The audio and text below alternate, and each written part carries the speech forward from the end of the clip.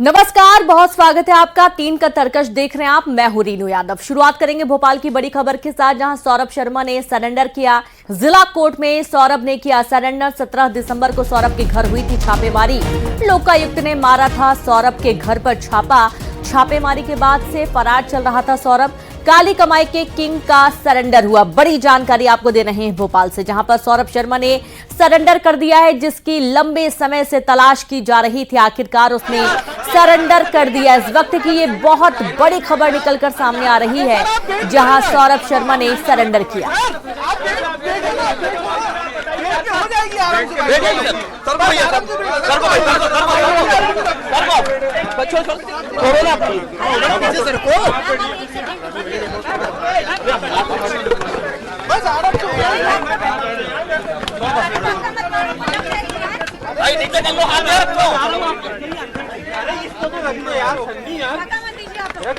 देखिए, अभी ऐसी जानकारी मिली है। आप लोग शांति बना रहे हैं यार। मैं बोल रहा हूँ, चुप रहिए भैया, चुप रहिए।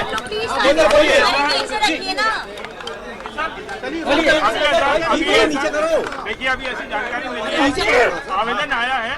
आवेदन में साहब अभी डिसाइड करेंगे, डायरी कॉल होगी, देन उसके बाद कुछ कह पाएंगे इसमें कि कब तक होता है और क्या होता है। सर, आवेदन किस चीज का आया है? सरेंडर का। उसको सरेंडर का? हाँ, तो वो यही भोपाल में आ गए। ये सब कुछ नहीं है, बस यही आवेदन आया है। उसको लेकर के क्या कुछ बात हुई सर? आपने कहा था अब किसी को कोई जान का खतरा नहीं। सौरभ क्या यहाँ पहुंच चुका है सर? सुनवाई कब होगी? जज साहब ने कब का बोला है? देखिए, ये सब मुझे नहीं पता है। मुझे जो पता था वो मैंने आपको बता दिया। मैंने आवेदन चलो हटो। आवेदन आपने लगाया है सर? आवेदन बाहर चलो।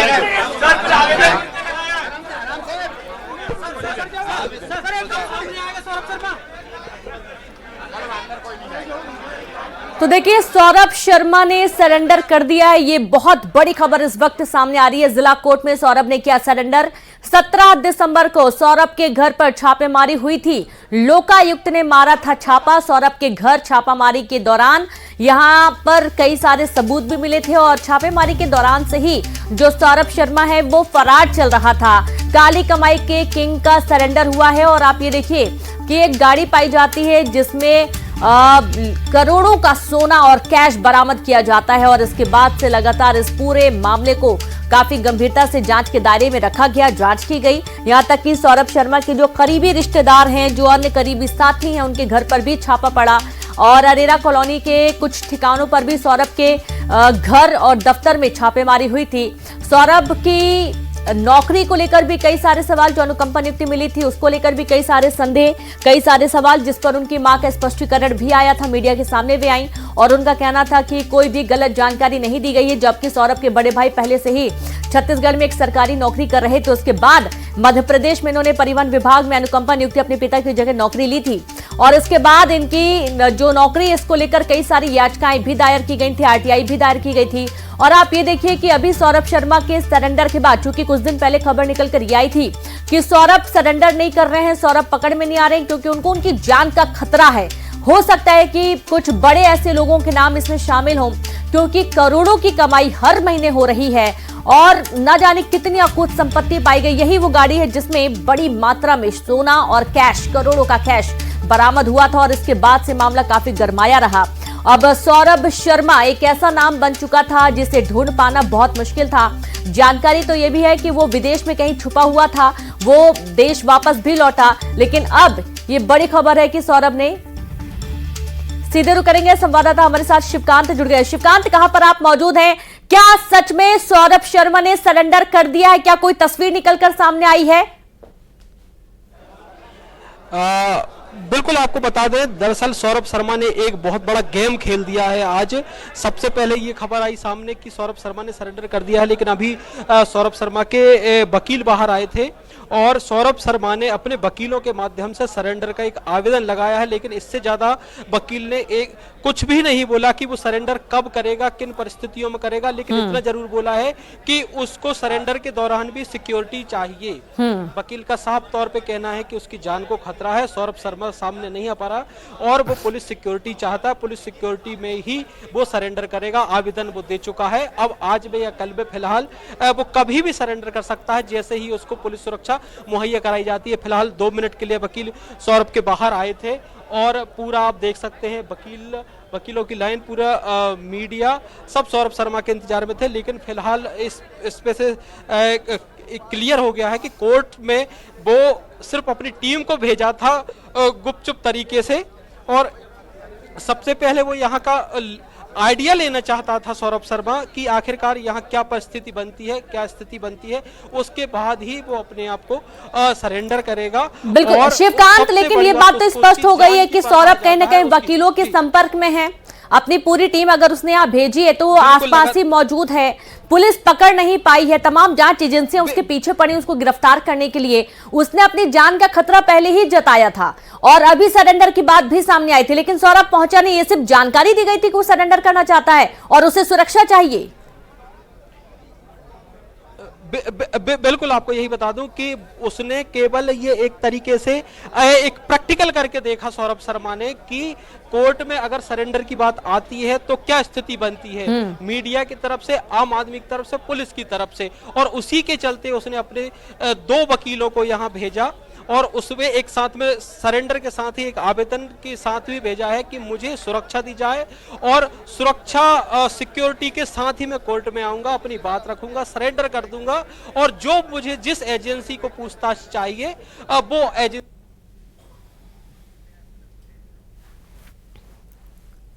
जी लौटेंगे आपके पास, सुशील भी हमारे साथ जुड़े हुए हैं। अभी आपका नेटवर्क सही नहीं मिल पा रहा है शिवकांत, लौटेंगे आपके पास। सुशील इस वक्त जुड़े हैं। सुशील, सौरभ शर्मा ने सरेंडर कर दिया, सुबह से ही लगातार खबर सामने आ रही है, लेकिन अभी हाल ही में एक तस्वीर स्पष्ट हुई है जहां पर 2 वकीलों की टीम आती है, उनका यह कहना है कि सौरभ सरेंडर करना चाहता है लेकिन उसे सुरक्षा चाहिए। वो देखना चाहता था कि अगर सरेंडर की खबर आती है तो मीडिया का किस तरीके का रुख रहने वाला है, सरकार का क्या रुख रहने वाला है, और इसके बाद अभी ये सरेंडर हुआ नहीं है, वो सरेंडर करना चाहता है। उसने एक छोटा सा गेम खेला यहां पर। सुशील,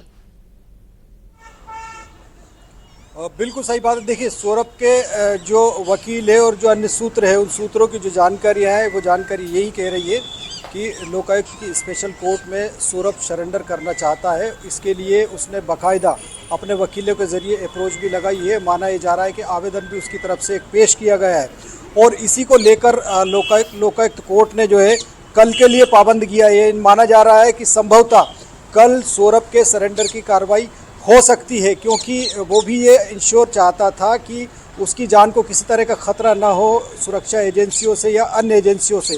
तो अब देखना यही है कि आने वाले कल यानी कल तक किस तरह का क्या रुख रहता है सौरभ की तरफ से। जो आवेदन या जो गुजारिश की गई है, गुहार लगाई गई है लोकायुक्त स्पेशल कोर्ट में, क्या वाकई में सौरभ उस पर खरा उतरेगा? जिस तरह से सूत्र बता रहे हैं कि लोकायुक्त ने कल के लिए पाबंद किया है सौरभ को, तो माना जा रहा है कि सौरभ हो सकता है कि 24 घंटे के अंदर खुद कोर्ट में पेश हो जाए, लोकायुक्त कोर्ट में पेश हो जाए, स्पेशल कोर्ट में पेश हो जाए, लेकिन उसे अपनी जान का भी डर। सौरभ शर्मा न्यायालय में है, क्या सरेंडर कर चुका है सौरभ शर्मा? अभी सिर्फ ऐसी खबर है कि आवेदन आया है और आवेदन पे साहब डिसाइड करेंगे, देन उसके बाद स्थिति स्पष्ट होगी साहब। जैसे कि राकेश पारा सर कह रहे हैं, राकेश पारा सर कह रहे हैं सर कि उन्होंने सरेंडर कर दिया है। आप सौरभ शर्मा की पैरवी कर रहे हैं? नहीं, मैं शरद जायसवाल की पैरवी कर रहा हूं। सौरभ शर्मा के सरेंडर के बारे में आपके पास क्या कुछ जानकारी है सर? मेरे पास बस यही जानकारी है कि आवेदन आया है अभी।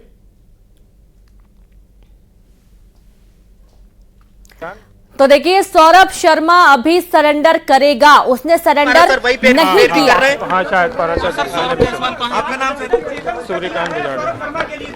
आवेदन जो है किसका है? चेतन का है या सौरभ शर्मा का है? सौरभ का या शरद का है? कोई कंफ्यूजन नहीं, सौरभ का दिया है। सौरभ का दिया। तो आवेदन किसकी तरफ से दिया गया है? आवेदन किसकी तरफ से दिया गया है? सौरभ की तरफ से।